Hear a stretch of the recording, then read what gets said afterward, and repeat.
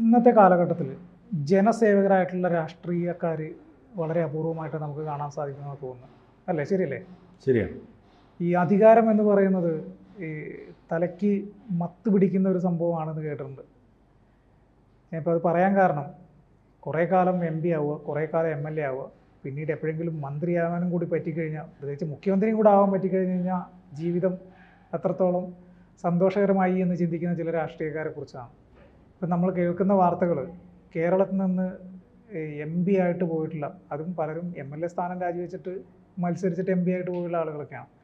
അവരിൽ ചിലർ അടുത്ത നിയമസഭാ തെരഞ്ഞെടുപ്പിൽ വീണ്ടും മത്സരിച്ച് മന്ത്രിമോഹവുമായിട്ട് തിരിച്ചു വരുന്നു എന്നുള്ളതാണ്. ഷാഫി പറമ്പിൽ, K. സുധാകരൻ, ശ്രീകണ്ഠൻ, കൊടിക്കുന്നിൽ സുരേഷ്, അങ്ങനെയുള്ള കോൺഗ്രസിൻ്റെ പ്രമുഖര ഹൈബീഡൻ അടക്കമുള്ള നേതാക്കന്മാർ. എങ്ങനെ ഇതിന് മുമ്പൊരു ഉദാഹരണമുണ്ട്, കുഞ്ഞാലിക്കുട്ടി രാജിവെച്ച് മത്സരിച്ച് പക്ഷേ മന്ത്രിയാവാൻ സാധിച്ചില്ല. കഴിഞ്ഞ ലോക്സഭാ തെരഞ്ഞെടുപ്പിന് ഞാനൊരു വീഡിയോ ചെയ്തു, വളരെ വൈറലായൊരു വീഡിയോ ആയിരുന്നു, യൂട്യൂബിൽ ചെയ്തു. എൻ്റെ വളരെ അടുത്ത സുഹൃത്തായ മുകേഷ് ലോക്സഭയിൽ മത്സരിച്ചു. Shailaja teacher, K. രാധാകൃഷ്ണൻ, പിന്നെ D. ജോയി എന്നിവർക്ക് വോട്ട് ചെയ്യരുത് എന്ന് പറഞ്ഞു. കാരണം അവർ നിലവിൽ MLA മാരാണ്. അവർ ലോക്സഭയിലേക്ക് മത്സരിക്കുന്നത്, മത്സരം ജയിച്ചാൽ ഈ MLA സ്ഥാനം രാജിവെക്കും, വീണ്ടും ഇലക്ഷൻ വരും. ജനങ്ങളുടെ നികുതി പണം കോടിക്കണക്കിന് രൂപ വീണ്ടും നഷ്ടമാവുന്ന ഈ വ്യായാമം ആവർത്തിക്കാൻ ഇടയാവരുത് എന്ന് പറഞ്ഞ് ഞാൻ, എൻ്റെ അടുത്ത സുഹൃത്താണ് മുകേഷ് നാളുകൾ, എന്നിട്ട് ഞാൻ വീഡിയോ ചെയ്തു. അന്ന് ഷാഫി പറമ്പലിനെതിരെ ചെയ്യായിരുന്നു. അന്ന് ഷാഫി പറമ്പലിന് സ്ഥാനാർത്ഥിത്വം പ്രഖ്യാപിച്ചിരുന്നില്ല വടകരയിൽ. ഞാൻ ഈ വീഡിയോ ചെയ്യും. പിന്നീട് ഞാനൊരു വീഡിയോ പരാമർശിച്ചു, അന്ന് പറഞ്ഞിരുന്നെങ്കിൽ ഷാഫി പറമ്പലിനും വോട്ട് ചെയ്യരുത്, ജയിപ്പിക്കരുതെന്ന് ഞാൻ പറയുമായിരുന്നു. പക്ഷേ ജനങ്ങൾ അന്ധമായി രാഷ്ട്രീയ വിശ്വാസികളായി മാറുകയോ രാഷ്ട്രീയ എതിരാളികളായി മാറുകയോ ചെയ്യുമ്പോഴാണ് ഇവർ വീണ്ടും ജയിക്കപ്പെടുന്നത്. നഷ്ടപ്പെടുന്ന പണം, ഈ ബൈ ഇലക്ഷന് വേണ്ടി വീണ്ടും നഷ്ടപ്പെടുന്ന പണം നമ്മുടെ തന്നെയാണ്, നമ്മുടെ നികുതി പണമാണെന്ന് ചിന്തിക്കാത്ത മനുഷ്യരാണ്. അവരെന്തുകൊണ്ട് ചിന്തിക്കുന്നില്ല എന്നുള്ളത് എനിക്ക് സങ്കടകരമാണ്. ഇപ്പോൾ ഞാൻ ചില വാർത്തകൾ കേട്ടു, ഷാഫി പറമ്പിൽ ഒരു മന്ത്രിയാവാൻ യോഗ്യതയുള്ള ആളാണ്, അതുകൊണ്ട് വീണ്ടും തിരിച്ച് മത്സരിക്കാൻ വരുന്നു. മറ്റേ അടൂർ പ്രകാശ്, കൊടിക്കുന്നിൽ സുരേഷ്, ഇനി ചിലപ്പോൾ K. സുധാകരൻ, ശശി തരൂരിന് അങ്ങനെ ഒരു ആഗ്രഹമുണ്ടെന്ന് ഞാൻ ജനങ്ങളോട് പറയുന്നു. ഞാനൊരു രാഷ്ട്രീയ പാർട്ടിയുടെയും ആളല്ല, പക്ഷേ നിലവിൽ MP ആയിരിക്കുന്നവർ തിരിച്ചു വന്ന് മത്സരിക്കാൻ ശ്രമിച്ചാൽ അവരെ തോൽപ്പിക്കണം. അവർ ഇപ്പോൾ ജയിച്ചിരിക്കുന്ന മണ്ഡലത്തിൽ ബൈ ഇലക്ഷൻ വരുമ്പോൾ, ബൈ ഇലക്ഷൻ വരാനിടയാവരും. പക്ഷെ നമ്മുടെ നാട്ടിലെ ജനങ്ങൾ അന്ധമായ, എന്തുകൊണ്ട് ജനങ്ങൾ ചിന്തിക്കാത്തത് എന്തുകൊണ്ട്? എൻ്റെ ചോദ്യം അതാണ്. ജനങ്ങൾ ചിന്തിക്കൂല, ഇവിടെ അന്ധമായ രാഷ്ട്രീയ അടിമത്വമാണ്. ഒരിക്കൽ കുഞ്ഞാലിക്കുട്ടി കേന്ദ്രത്തിൽ മന്ത്രിയാകാൻ പറ്റുമെന്ന് വിചാരിച്ച് ലോക്സഭയിലേക്ക് മത്സരം, അവിടെ രക്ഷയില്ലാതെ വന്നപ്പോൾ ഒരു വർഷത്തിനകം തിരിച്ച് നിയമസഭയിലേക്ക് മത്സരം. ഈ 2 ബൈ ഇലക്ഷൻ വന്നപ്പോൾ എത്ര കോടി രൂപ കേരളത്തിന് ചിലവായി, അല്ലെങ്കിൽ നികുതി പണം ചിലവായി. ഇതിനൊരു നിയമം ഇപ്പം അമിത്ഷാ പുതിയ നിയമം കൊണ്ടുവരും. 30 ദിവസം ക്രിമിനൽ കേസിൽപ്പെട്ടാൽ മന്ത്രിയായാലും MLA ആയാലും MP ആയാലും രാജിവെക്കണം, അവരുടെ സ്ഥാനം പോകും. ഇതിനൊരു നിയമം കൊണ്ടുവരും. 2 സ്ഥലത്ത് മത്സരിക്കാൻ പാടില്ല നിയമം കൊണ്ടുവരൂ.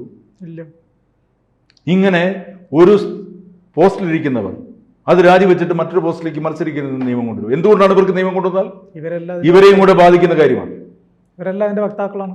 ഈ വൃത്തികെട്ടവന്മാരെ, ഈ രാഷ്ട്രീയക്കാരെന്ന് പറയുന്ന ഈ വൃത്തികെട്ടവന്മാരെ ഇങ്ങനെ ആവശ്യത്തിന് നിയമം ഉണ്ടാക്കാതിരിക്കുകയും അനാവശ്യത്തിന് നിയമം ഉണ്ടാക്കുകയും ചെയ്യുന്ന ഇതുപോലുള്ള ഭരണവർഗത്തെ നമ്മൾ എന്താണ് വിളിക്കുക? നെറികെട്ടവരെന്നല്ലേ വിളിക്കേണ്ടത്?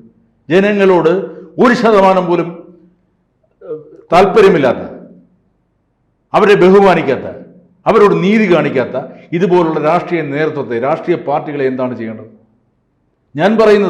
ഞാൻ ശക്തമായി പറയുന്നു, ഈ നിയമസഭാ തെരഞ്ഞെടുപ്പിലേക്ക് MP മാരാരെങ്കിലും ഇപ്പോൾ ലോകസഭയിലുള്ള ആരെങ്കിലും, രാജ്യസഭ പോട്ടെ, ഞാൻ രാജ്യസഭ വിടുന്നു, ലോക്സഭയിൽ ഇലക്ഷനിൽ ജയിച്ച് പോയിട്ടുള്ള ഏതെങ്കിലും MP-മാർ തിരിച്ചു വന്നാൽ അവരെ തോൽപ്പിക്കാൻ വേണ്ടി ഞാൻ മുൻകൈ എടുത്തിറങ്ങും. ആ മണ്ഡലത്തിൽ അവർ ഏത് രാഷ്ട്രീയ പാർട്ടിക്കാരും ആയിക്കോട്ടെ, ഞാൻ ഇറങ്ങും. കാരണം അത് ജനങ്ങളോട് ചെയ്യുന്ന വഞ്ചനയാണ്. ഇപ്പോൾ നിലവിൽ നിൽക്കുന്ന ഈ വീഡിയോ കാണുന്നുണ്ടെങ്കിൽ MP-മാർ അങ്ങനെ ഉദ്ദേശിക്കുന്നുണ്ടെങ്കിൽ അവർ മനസ്സിലാക്കണം. കാരണം ഇനി കേന്ദ്രത്തിൽ നിന്നിട്ട് കാര്യമില്ല, അവർക്കൊന്നും കിട്ടാനില്ല. കാരണം ഉടനെ എങ്ങും ഒരു കോൺഗ്രസോ അല്ലെങ്കിൽ പ്രതിപക്ഷമോ വരുന്ന ലക്ഷണമില്ല, പ്രതിപക്ഷ അധികാരത്തിലേക്ക് വരുന്ന ലക്ഷണമില്ല. ഇന്ത്യ സഖ്യം വളരെ വെല്ലുവിളി ഉയർത്തുന്നുണ്ടെങ്കിലും ഉടനെ ഭരണത്തിലേക്ക് വരുമെന്ന് പ്രതീക്ഷയില്ല. അല്ലെങ്കിൽ ഇനി അടുത്ത ടൈം പറഞ്ഞല്ലോ. അതിനു മുമ്പ് അടുത്ത UDF-ന് കേരളത്തിൽ ഭരണം കിട്ടുമെന്ന് കരുതിയാണല്ലോ ഈ വരുന്നത്. എന്നിട്ട് ഒരു ഇലക്ഷൻ കഴിഞ്ഞ് അതിനുവേണ്ടി ഇവിടെ യുദ്ധം, അടിയുണ്ടാവും, പരസ്പരം വീണ്ടും ചെളിവാരി എറിയും. ഇത് ജനങ്ങളെ കൊഞ്ഞനം കുത്തുന്ന തുല്യമല്ലേ? അല്ല, ഇവർക്ക് പുതിയ ആളുകൾക്ക് എന്തുകൊണ്ട് വഴിമാറി കൊടുക്കാം എന്നൊരു തീരുമാനം എടുക്കുന്നില്ല ഇവര്? വഴിമാറി, ഞാൻ പറഞ്ഞ അധികാരം എന്ന് പറയുന്നത് ലഹരിയാണ്. പെണ്ണും പണവും മദ്യവും പോലെ തന്നെ അമിത ലഹരിയാണ് അധികാരം. ഒരു കസേര കിട്ടിയാൽ അതിൽ നിന്നും ഒഴിഞ്ഞു പോകാൻ മനസ്സുള്ളവർ 1% കാണും. ഇപ്പം ചില മനുഷ്യരുണ്ട്, ഞാൻ പറയില്ലേ, രാഷ്ട്രീയത്തിൽ തന്നെയുണ്ട് ചില വ്യക്തികൾ, മതി ഞാൻ പിന്മാറുന്നു എന്ന് പറയുന്ന അന്തസ്സുള്ള, ഈ അധികാരക്കൊതിയില്ലാത്ത, ആ ലഹരിയില്ലാത്ത 1% കാണും എന്നാണ് ഞാൻ വിചാരിക്കുന്നത്. ഇപ്പം 80 വയസ്സായ മുഖ്യമന്ത്രി പിണറായി വിജയന് പ്രായത്തിൽ ഇളവ് കൊടുത്തുകൊണ്ട് ഇനിയും നയിക്കാൻ പറയുമ്പോൾ വേണ്ട, പുതിയ ആളുകൾ വരട്ടെ എന്ന് എന്തുകൊണ്ട് അദ്ദേഹത്തിന് പറയാൻ കഴിയുന്നില്ല? പറയണ്ടേ? അതല്ലേ രാഷ്ട്രീയ മര്യാദ, അതല്ലേ ധാർമ്മികത? ഇത് പറയാൻ കഴിയാത്ത രാഷ്ട്രീയക്കാർ.